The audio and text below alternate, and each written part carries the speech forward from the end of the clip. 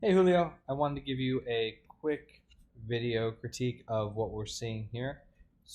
I took a look at this, and I apologize for missing this. It got buried in the comments there, and I didn't see it.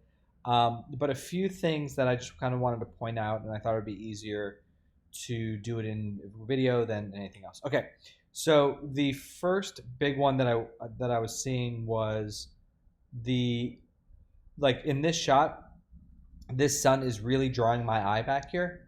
Um, and then I noticed too, as we go forward, that the sun now exists back over here, and that kind of threw me off a little bit. So, and I don't actually think that we need a strong sun in this, because it's like it's not really about the city. We can hint at the city. It's really all about what's happening here in the foreground, unless going on in the city and other shots. I would really de-emphasize that, and I would do it by allowing these lights to be um, glowy and bright, but I would just take down the overall fill value on the scene as a whole, and then just allow for more darks to enter in back here. Um, because like looking at this space here, it's kind of a bummer that how empty it is, and there's not a lot breaking up this space in here. So I would just allow all that to get darker, allow those brights to kind of pop out. Um, and then in terms of the aerial perspective, I would get a little bit more separation between these buildings back here, just to create some a little bit more of like depth space. So it gets a little bit, it's a little darker here, and then lighter, lighter, lighter as you go back. In terms of, oh, this shape up here was throwing me off. So like as he's coming closer, I'm not quite sure what this is, but it looks like some pretty hard shadows.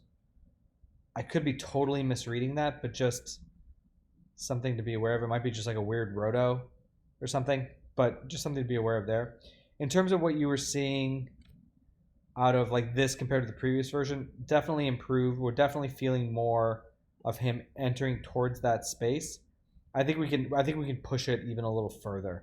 So let's go back to this guy here. So a definite improvement, definite more focus here. I would like to see a little light haze, because now that we've got rain and moisture in the air, there's going to be there would probably be like a little bit of a haze to this light over here. And again, if we were taking down this overall fill in the set, this would get darker, and then really just kind of pump up that he's entering this light here. And you can even, as he gets closer to it, like in here, you're kind of doing it. In that region, when he first starts off, let's see, not too much light, and then it just like it really ramps up as he gets closer. Yeah, you're kind of doing it there. That's pretty good. But like here, it should be brighter, brighter, and then like so because you really like at this point he's pretty close to the door, and then he ultimately goes into the super brightness of it there. But that would be my critique of it and where I think you should go. Um, do one quick pass through, make sure I didn't miss anything. But yeah, shaping overall looks pretty good. The white value on his gloves look pretty good. It's really more about the set, and then like yeah, that those two shots intercutting together don't quite like his bright point here, and then he gets kind of dim and a little bit bluer there, and then now he's back to being a little bit yellow. So just kind of massaging that into place a little bit will go a long way too. All right, let me know if you have any questions.